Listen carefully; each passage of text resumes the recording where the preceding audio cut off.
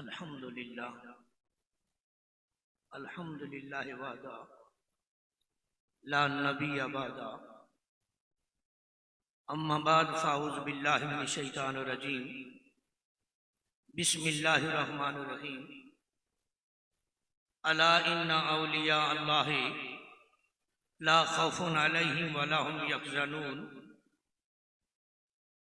सदक़ल्लाहु मौलाना अज़ीम व सदक़ रसूलुहुन नबियुल करीम वल्हम्दुलिल्लाहि रब्बिल आलमीन। गौसे आज़म दरमियाने औलिया जो मोहम्मद दरमियाने अम्बिया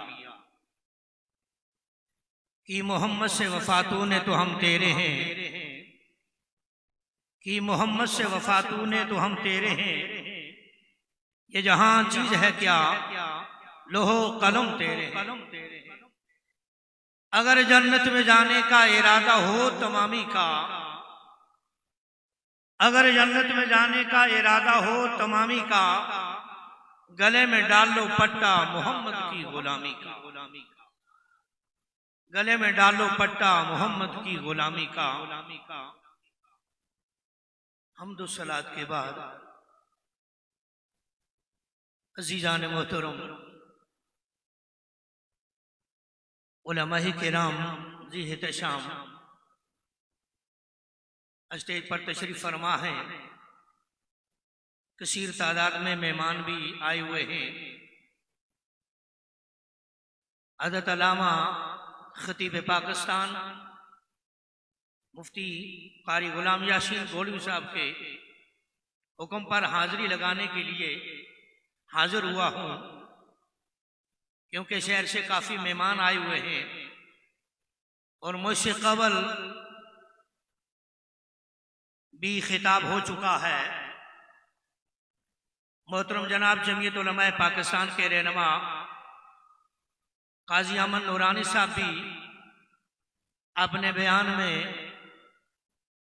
तलबा के साथ जो मेहरबानियाँ की जाती हैं या उलमा के साथ जिस तरह पेश आया जाता है, मैं समझता हूँ बेहतर तरीके से उन्होंने बताया है।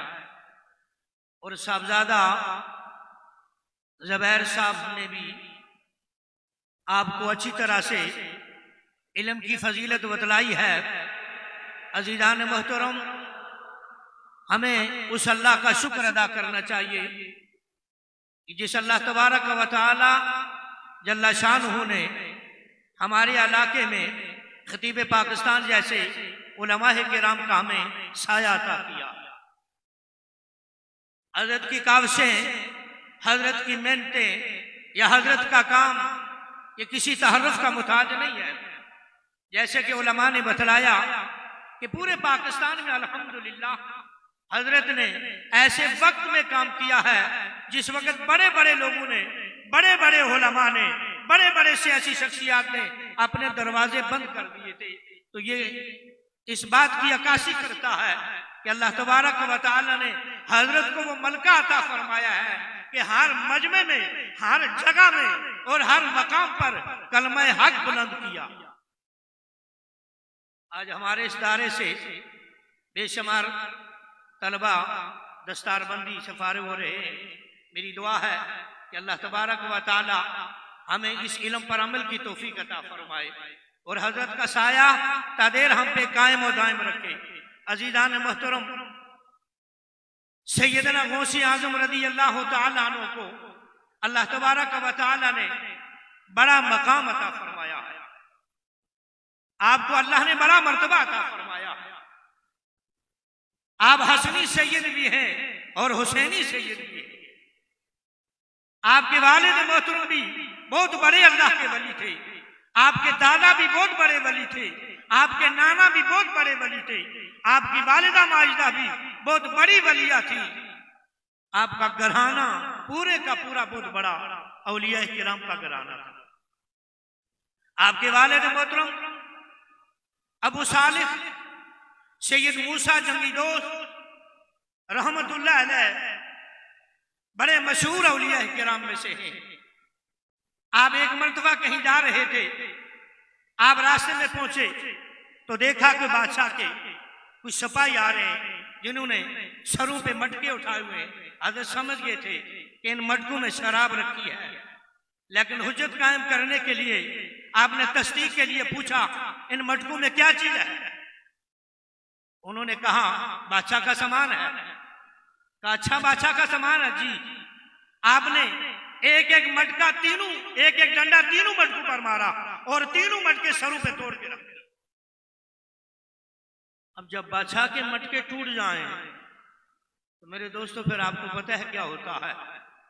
हम अपने घरों में हर आदमी बादशाह है, कौन किसी के मामलात में मुदाखलत कर सकता है? जरा करके देखिए, हर आदमी अपनी जगह बादशाह है, लेकिन बादशाह के मटके जब तोड़ दिए गए तो फिर क्या हुआ? शिकायत पहुंच गई बादशाह के पास कि हजरत आपके मटके तोड़ दिए गए। कहा किसने तोड़े? कहा फलां शख्स ने। कहा उन्हें बुलाया जाए। जब बादशाह के पास बुलाया गया तो बादशाह ने पूछा ये मटके आपने तोड़े? कहा जी हाँ मैंने तोड़े। कहा क्यों तोड़े? कहा आपकी बेहतरी के लिए तोड़े।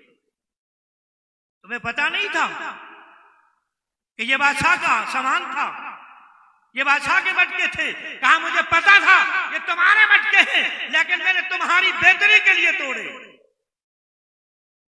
कहा आप जब शराब पीते तो जहन्नम में जलते, मैं नहीं चाहता हूं कि आप जहन्नम में जले,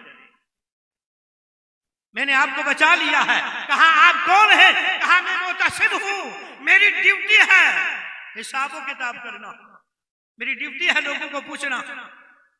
तामुर बिल मारूफ हमें हुक्म दिया गया है। फरमाया, उसने कहा किसने आपकी ड्यूटी लगाई? आपने फरमाया मेरी ड्यूटी मेरे रब ने लगाई है, मेरी ड्यूटी मेरे रब ने लगाई है। तो बादशाह पर सख्ता तारी हो गया और रोब तारी हो गया। तो बादशाह ने कहा आप मेरे साथ रह जाएं, आप मेरे वजीर बन जाएं, मेरी भी ड्यूटी करें। अगर कोई आदमी गलत काम करे उसको रोके। आपने फरमाया नहीं, जिसकी ड्यूटी मेरा रब लगा दे वो दुनिया की ड्यूटी नहीं किया करता। तो हजरत की ड्यूटी मेरे रब ने लगाई है इल्म की इशाअत के लिए। तो जिसकी ड्यूटी अल्लाह लगा दे, और ड्यूटी रब किसकी लगाता है? ड्यूटी रब उसी की लगाता है जिसे अपने लिए मेरा रब पसंद करता। इस दीन के लिए अल्लाह ने पसंद किया, जब के ड्यूटी लगा दी और दीन की साथ रात में अल्हम्दुलिल्लाह हजरत के स्पीकर से हमेशा सदाएं या रसूल अल्लाह की आती रही है। हमने 30 साल तक हजरत की सदाएं सुनी है और अल्हम्दुलिल्लाह सुम्मा अल्हम्दुलिल्लाह अगर इस बात की अक्कासी करते हैं तो सिर्फ हजरत की जात थी जिन्होंने अपनी मस्जिद से हमेशा या रसूल अल्लाह की सदाएं बनाई। कोई कुछ भी कर ले, लेकिन ये कहते हैं ना ड्यूटी किसने लगाई? अब अल्लाह ने लगाई। अल्लाह किन की ड्यूटी लगाता है? जिन्हें मेरा रब पसंद करता है। कि मेरा मेरा हर कोई कहता है, लेकिन क्या कहा? ओए तेरा तेरा हर कोई आखे ते मैं भी आखा तेरा, तेरा ते मौला कुछ नहीं जानदा, कदी तू भी कह छड्डू मेरा। तेरा ते मौला कुछ नहीं जानदा, कदी तू भी कह छड्डू मेरा। जिसे अल्लाह अपना कह दे उनकी ड्यूटियां मेरा रब लगा देता है। वरना दुनिया में कितने लोग पड़े हैं, आपने देखा कितने लोग पढ़ेंगे, लेकिन अल्हम्दुलिल्लाह जो ड्यूटी हजरत की दीन की खिदमत की मेरे रब ने लगाई है तो ये अल्लाह ने अपने दरबार में कबूल कर लिया। सबसे बड़ी चीज होती है कबूलियत की। जैसे खादिम हुसैन रिजवी साहब रहमहुल्लाह की ड्यूटी मेरे रब ने कबूल की, और कबूलियत की सारी दुनिया गवाही देगी। जिसे रब कबूल करता है उसको अल्लाह इतनी इज्जत अता फरमाता है। तो अजीज़ान मोहतरम, अब आखिरी बात के अर्ज करके इजाजत चाहूंगा, क्योंकि मेहमान हजरात तशरीफ फरमा है।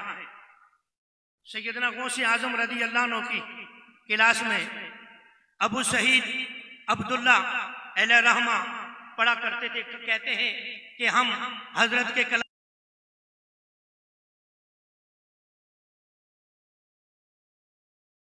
जहीन था, बड़ा जहीन लड़का था। हमारे इलाके में सैयद मोहम्मद गौस एक शख्स आ गए, तो हमें शौक पैदा हुआ कि हम चलते हैं हजरत की जियारत करने के लिए। जब हम रास्ते में पहुंचे तो कहते हैं, अबू शहीद अब्दुल्ला कहते हैं कि मैं अबू इब्ने सका के साथ बात की तो उसने कहा मैं उनके पास इसलिए जा रहा हूं, मैं देखूंगा कि वो कितने अल्लाह के वली हैं, वो मेरे सवाल का जवाब दे सकते या नहीं। मैं समझता हूं कि वो मेरे सवाल का जवाब नहीं दे सकेंगे, मैं तो इसलिए जा रहा हूं। शहीद अब्दुल्ला ने कहा मैं इसलिए जा रहा हूं कि मैं हजरत को देखूंगा, एक दो सवाल करूंगा, लेकिन देखता हूं कि मेरे सवालों का वो जवाब दे लेंगे। इब्ने सका तुम ऐसी बात ना करो, सवाल का जवाब वो दे लेंगे। गौसे आजम रज़ी अल्लाह अन्हु सिर झुकाकर बैठे हुए थे, उनकी गुफ्तगू सुन रहे थे। जब आपसे पूछा गया कि आप क्या करेंगे, आपने फरमाया मैं उस अल्लाह के बंदे की जियारत करने जा रहा हूं। मेरा काम इम्तिहान लेना नहीं है, ना मेरी ड्यूटी है इम्तिहान लेने की। मैं तुम्हारे इन कलिमात में नहीं आऊंगा, मैं तो सिर्फ इसलिए जा रहा हूं कि उस बंदे की जियारत करने के लिए मुझे अल्लाह इसी का सवाब अता फरमाएगा कि ये वो अल्लाह का नेक बंदा। अब देखिए उनकी नीयत कैसी थी। और वो कहते हैं हम चले गए। इब्ने सका ने कहा सुने हैं वो वली, वो शख्स फौरन सामने आ जाता है, फौरन गायब हो जाता है। वो कहते हैं जब हम उनकी मसनद पर पहुंचे देखा तो हजरत साहब तशरीफ फरमा रही हैं। अचानक देखते हैं कि सामने खड़े हैं और बड़े जलाल में बड़े गुस्से से फरमाया इब्ने सका तुम क्या कह रहे थे कि मेरे सवाल का जवाब नहीं दे सकेंगे, जा तुझे तेरे अंदर से मुझे कुफर की बू आ रही। फतवा नहीं लगाया कि तू काफिर हो गया, आज तो फौरन लोग फतवा लगा देते हैं ये फलां काफिर हो गया। आपने फरमाया मुझे तेरे अंदर से कुफर की बू आ रही। और शहीद अब्दुल्ला से कहा कि आलम दीन बन जाएगा लेकिन दुनियादार होगा। क्या होगा? दुनियादार होगा। गौर से समाज फरमाइए कि वो दुनियादार होगा।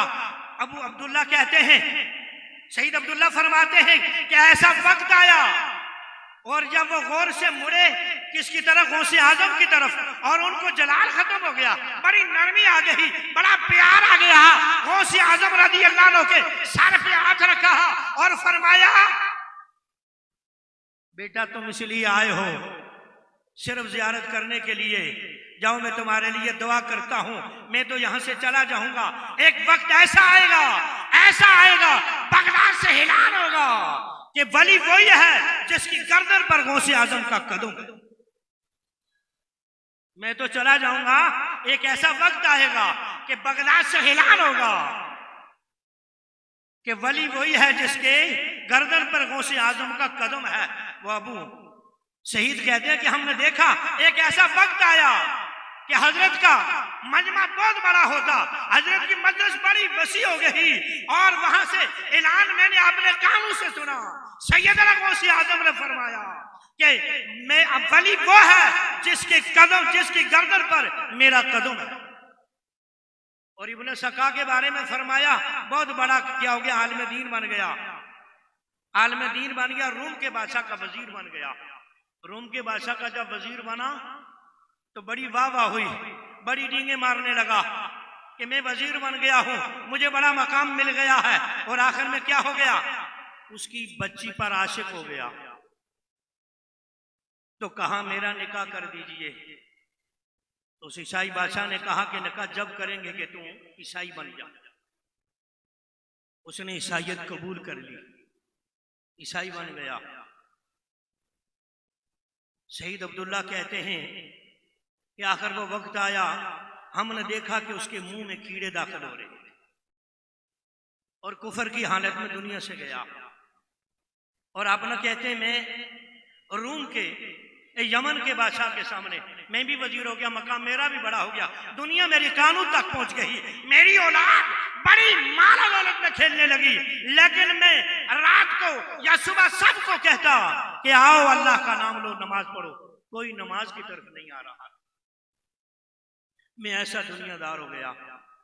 तो औलिया की जबान से जो लफ्ज निकल जाए वो अल्लाह पूरा फरमा देता है। इसीलिए कहते हैं ना, अल्लाह इल्म दे, इल्म पर अमल की तौफीक दे, और इल्म अमल के बगैर वबाल जान होता है। इल्म थोड़ा भी हो, अगर अमल कर लिया जाए उसके लिए नजात काफी हो जाती है। तो मियां मोहम्मद साहब अलैहि रहमान ने क्या फरमा दिया इल्म वालों के लिए कि पढ़े लिखे दा मानना करिए